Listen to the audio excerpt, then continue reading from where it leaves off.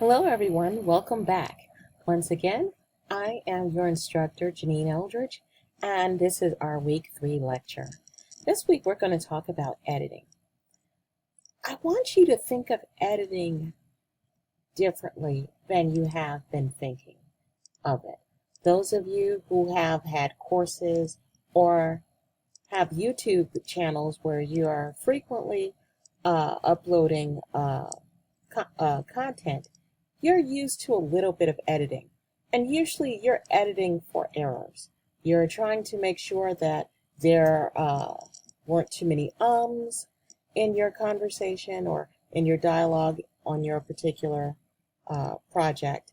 You're also editing to make sure that perhaps you've said something that was off color.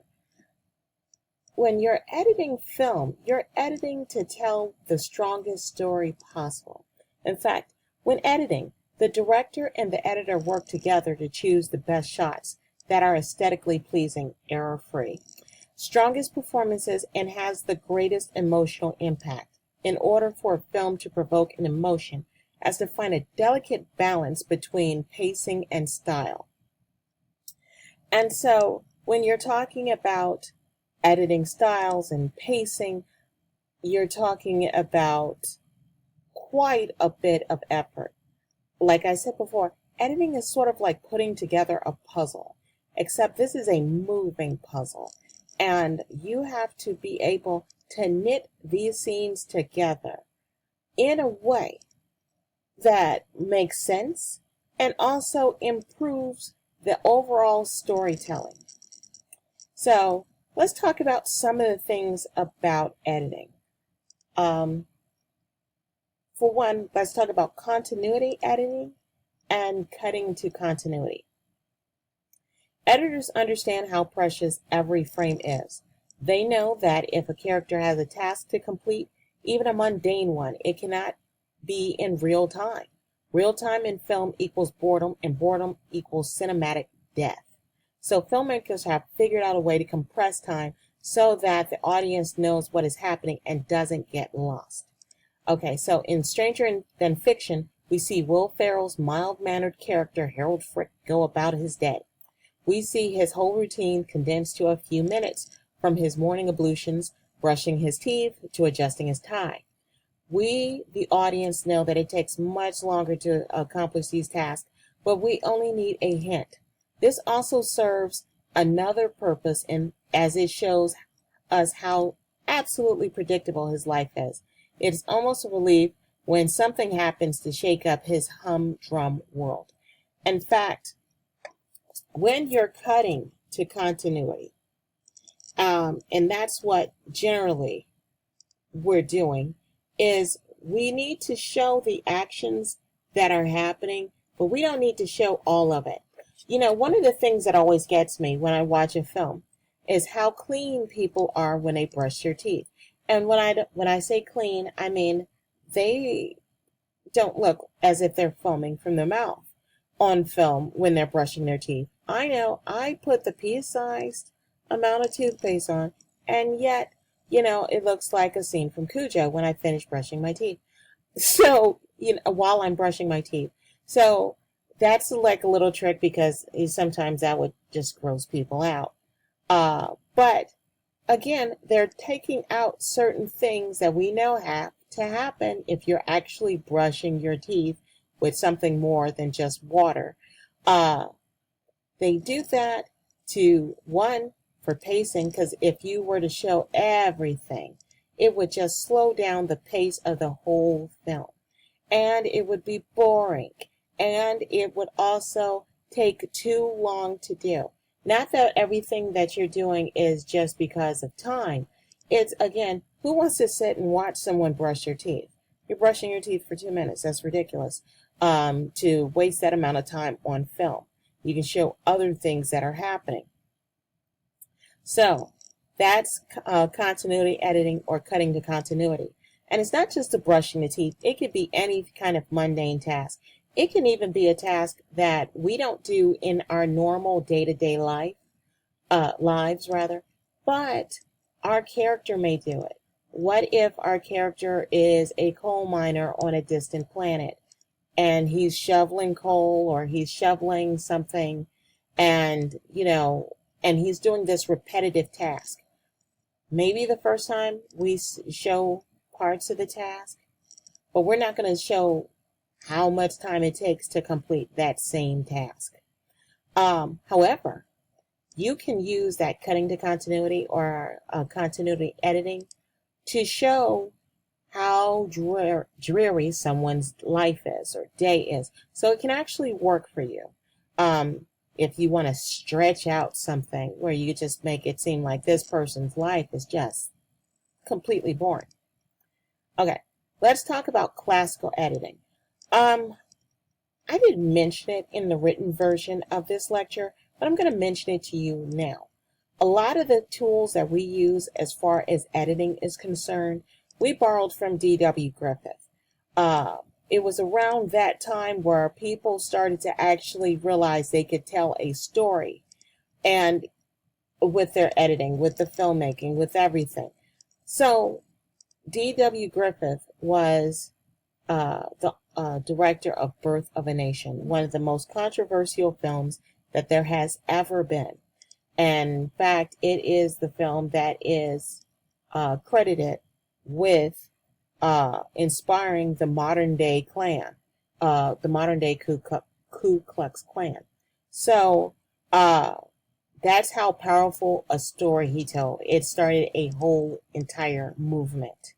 But we still use a lot of the things that he did, from just the classical editing, cutting to continuity. In addition to that, we use a lot of cross-cutting where you show two different things happening at the same time.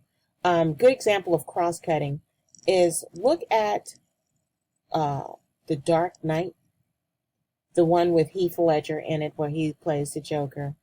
And look at the scene where the Joker is getting ready to rob the bank, and and Batman is trying to get to the bank to stop the robbery and the hostage taking and process or what have you. You know that that's happening at the same time,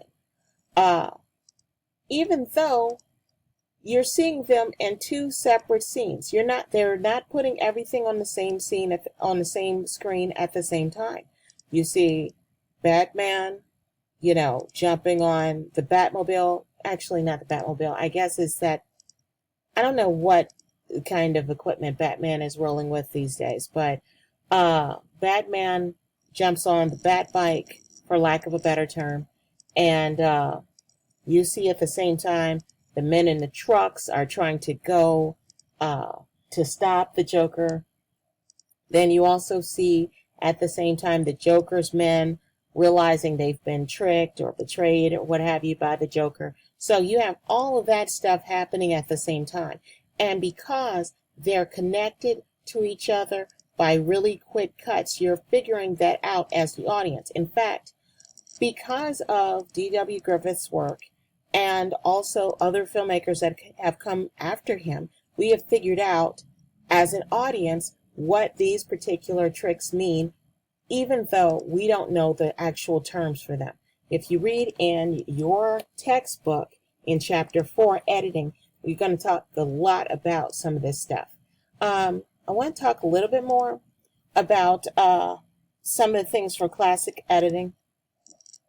And again, the classical editing is all about detail and psychological impact. The filmmakers use a number of cuts in a particular scene in order to reveal details from different angles and perspectives. In 2011's The Grey, great film if you haven't seen it, starring Liam Neeson. Liam Neeson's character can be seen looking at the mauled remains of one of the plane's passengers. We jump from wide-angled pans. We jump from wide angle to pans of the carnage, to the medium shots, and then close-ups of Neeson's intense and stony face. We, the audience, feel as if we know what he is thinking. The editing has helped us formulate an idea about the story and the characters. In fact, when they did that, they pretty much told us what was in his head because of the shots. If we see the carnage and then we see Liam Neeson's face and then we go back to the carnage and then everything else, we know he's thinking the same thing we're thinking. If you were in a plane crash and you, God forbid, or heaven forbid, or what have you, and you see something like that, you know immediately everything is messed up and you just are in a world of hurt. We are able to figure that out because of this filmmaking. Now, some of the Russian filmmakers started that kind of thing when they realized what they could say to the audience in terms of film. One of Russia's best-known filmmakers, Eisenstein, he decided that you can take an actor and then put him, and you take a shot of an actor, maybe it's a medium shot. Then you have a close-up shot of a plate of food. And then you cut back to the actor. The audience assumes that he is hungry because they see his face, and then they see the food, and then they see his face. He doesn't have to have any expression. Now, that's not to take away from any of the actor's work, but the audience knows what's happening because of the visual puzzle that has been put together. When you put a character next to something, and not in the same frame, just different shots, you are telling this story, and we assume as the audience something else is happening. So we assume that Neeson is concerned by both his acting and the shot selection. So because he's acting a certain way, and then we see those shots put together, we're like, oh, he's thinking the same thing we would think. There are also a number of very long and very slow takes in this piece, which has the effect of slowing down the pacing, but intensifying the terror when the action picks up. So, basically, when the cinematographer shoots his film, he is taking a number of shots.